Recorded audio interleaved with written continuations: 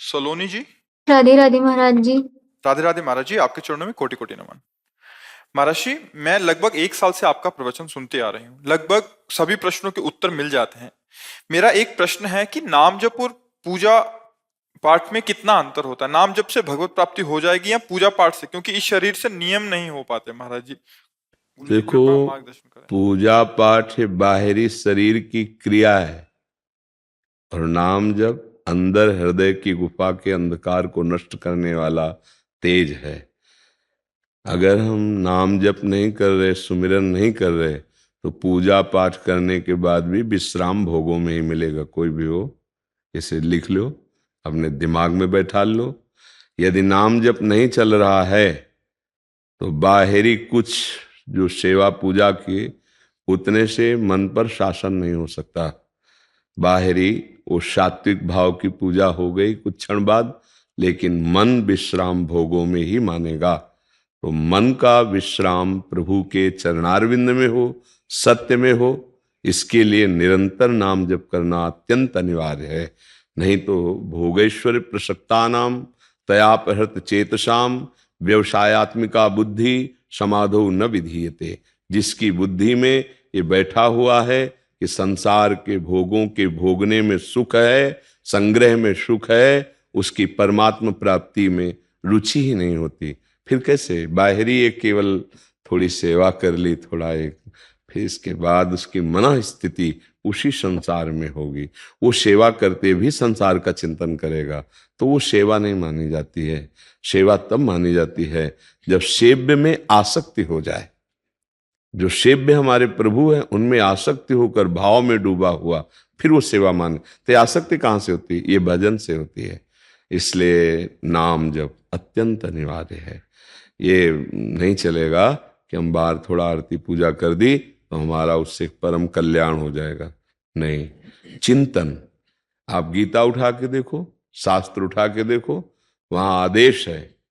भगवान कह रहे हैं अनन्य चेता सततम यो माम स्मरति नित्यशः तस्याहम सुलभा पार्थ। मैं उसके लिए सुलभ हूं। किसके लिए? जो मेरा सतत नित्य स्मरण करता है, निरंतर स्मरण करता है। साधना स्मरण युक्त होकर, अब आपको किसानी है या राजकीय विभाग का कार्य या आप व्यापार करते हैं, जो भी करते हो सब पूजा हो जाएगी। मामनुस्मर युद्ध च, मेरा स्मरण करते हुए अपने कर्तव्य को करो। अब स्मरण संसार का है, पूजा बाहरी हो रही, तो अंदर की गुफा में, हृदय गुफा को पावन करने वाली बात तो नहीं बनेगी, नहीं बनेगी। देखो बहुत सुंदर गोस्वामी जी महाराज तुलसीदास जी कह रहे हैं, राम राम राम जी ही जोलो तू न जपि है, तोलो तू कहूं जाए तिहूं ताप तपि है। सुरसरि तीर, सुरसर माने गंगा जी, सुरसरि तीर बिन नीर दुख पाई है, सुर तर तरे तो ही दारिद सताई है। बहुत सुंदर बात। जब तक तुम जिह्वा से राम राम राम राम, राधा राधा राधा राधा राधा, ये धीरे धीरे कंठ में उतरेगा, कंठ से हृदय में उतरेगा, महामंगल कर देगा। अगर ये नहीं है ना भजन, तो छूटिबे के जतन विशेष बांधे जाए गो, हुए है विष भोजन जो सुधा सान खाए गो। राम राम राम जी जोलो तू न जपि है, तौलो तू कहूं जाए तिहूं ताप तपि है। बहुत शास्त्र सम्मत शोधी हुई बात है। ये कलिकाल मलायतन मन कर देख विचार, श्री रघुनाथ नाम बिन नाही नान आधार। अंदर का चिंतन बदले सो साधना। बाहरी क्रियाएं, बाहरी क्रियाएं आरती पूजा, इसके बाद मनमानी आचरण कुछ नहीं हाथ लगेगा।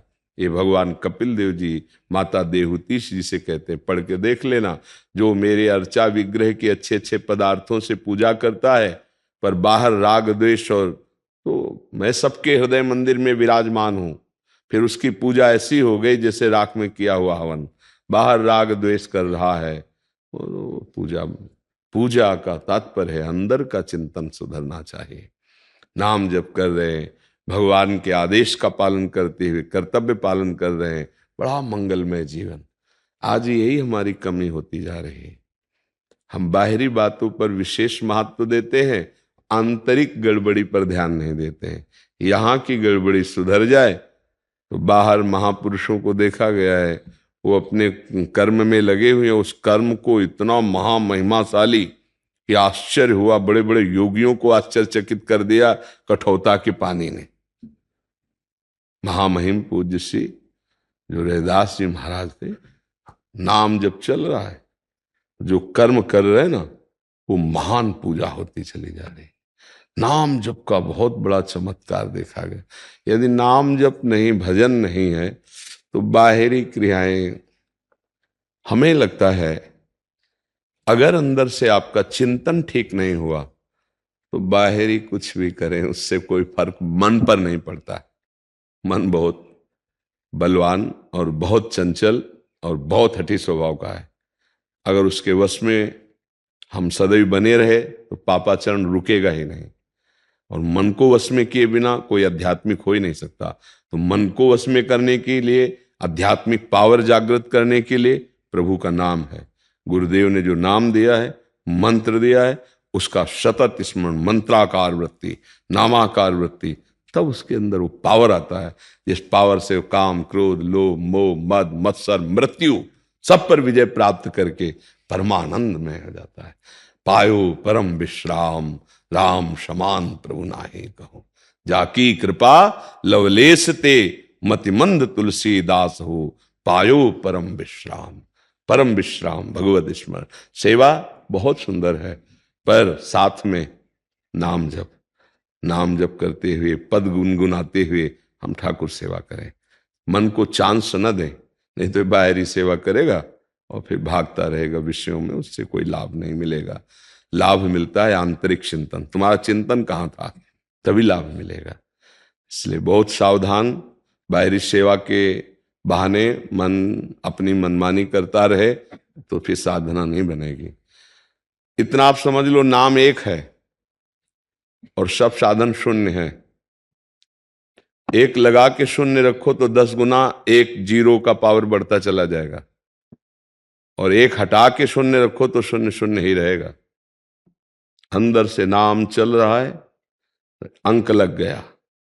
अब जो भी साधन करो सब शून्य शून्य शून्य, वो हर शून्य 10 गुना बढ़ता चला जाएगा। एक के बाद शून्य तो 10, फिर एक शून्य तो 100, फिर एक शून्य तो 1000, फिर एक शून्य तो 10,000, बढ़ता चला गया ना। एक हटा दो तो शून्य शून्य शून्य शून्य। यह है एक भगवत स्मरण, भगवत चिंतन, भगवत नाम जप। आंतरिक तुम्हारा क्या चल रहा है? अध्यात्म अंतर की बात पर, अध्यात्म आंतरिक लक्षणों पर, अध्यात्म की पूर्णता आंतरिक स्थिति पर। बाय आप क्या करते हैं, आप जाने आपकी आंतरिक चिंतन क्या है, आपकी आंतरिक स्थिति जो अध्यात्म है। हम बाहर से अंदर की तरफ आते हैं, अगर अंदर नहीं, बाहर ही हम बहिर्मुख होकर भटक रहे हैं, वो विश्राम नहीं मिलेगा। ठाकुर जी का श्रृंगार कर रहे हैं तो उसी में डूब रहे हैं, हम उनको भोग लगा रहे हैं तो उसी भाव में डूब रहे हैं। ये भाव कहां से आएगा? भजन से आएगा। भजन नहीं है तो देख लो, जल्दी से बनाओ, देखो ठंडा ना हो जाए, ठाकुर जी को दिखा के ले आओ। हाँ, ठाकुर जी केवल हमारे देखने के लिए बैठे हैं। एक है भाव में भरा हुआ, प्रभु मुझ गरीब दीन के पास आपको भोग लगाने का क्या है। नाथ पंखा कर रहा है, बैठ के पवा रहा है, भाव में डूबा जा रहा है। भगवान पा रहे हैं। भगवान क्या पाते हैं? भाव। थाल पूरी वैसे ही वापस आएगी। आपका जो भाव था, वो भाव कहां मिलेगा? बाजार में थोड़ी है। वो भाव कहां आएगा? भजन से। भजन से भाव जागृत। जितना नाम जप करोगे उतनी आपके अंदर आध्यात्मिक ऊर्जा शक्ति बढ़ती चली जाएगी। जितनी आध्यात्मिक ऊर्जा शक्ति बढ़ेगी उतने विकार कम होते चले जाएंगे, और जितना निर्विकार हृदय होगा उतना ही भाव बनता जाएगा। और भाव ही भगवान को अधीन करता है। भाववश्य भगवान, ऐसा बोला गया है। भगवान भी कहते हैं भाव का भूखा हूं मैं, और भाव ही एक सार है, और भाव से मुझको भजे तो भाव से बेड़ा पार है। भाव बिन सुनी पुकारे मैं कभी सुनता नहीं। और भाव पे टेरित, भाव हर जगह भाव, ये भाव कहाँ मिलेगा भला बताओ, कहाँ मिलेगा? ये भजन से आता है। भाव पूरित टेर करती मुझे लाचार है। अगर हम भाव से पुकारे तो एक बार जिन नाम ली हित सो होय अति दीन, ताको संग न छाड़हि ध्रुव अपनो कर लीन। रोते हुए मानो हम अपने प्रभु को पुकार रहे हैं, राधा राधा राधा, कृष्ण कृष्ण कृष्ण, राम राम राम राम। ये चिंतन, अंदर चिंतन, अंदर भी पवित्र बाहर भी पवित्र, आनंद अगर आना, नाम जप करो। ये जीवन की सार बात कहते हैं। ऐसा नहीं कि हमारे पूजा अष्टयाम सेवा होती है, मतलब तुम कितनी पूजा करते हो या कोई कितनी पूजा करता है, यहाँ आठों पहर, आठों पहर, आठों पहर यहाँ होता है। अष्टयाम सेवा श्री जी की आठों पैर होती है। हाँ, पर हर साधक को खाली नहीं, चंदन घिस रहे हो तो अंदर से पद चिंतन करो, नाम चिंतन करो, मंत्र चिंतन करो। ये बाहरी क्रिया हो रही है, अंदर वो चलाओ, दोनों साथ चले, आंतरिक और बाह्य साधन, तब आनंद की अनुभूति होगी। माया पर विजय प्राप्त करना कोई साधारण बात थोड़ी। नाम जप करो, असाधारण विचार आपके अंदर आने लगेंगे, तब माया पर विजय प्राप्त होती है, तब जीवन मुक्त होता है जीव। जी।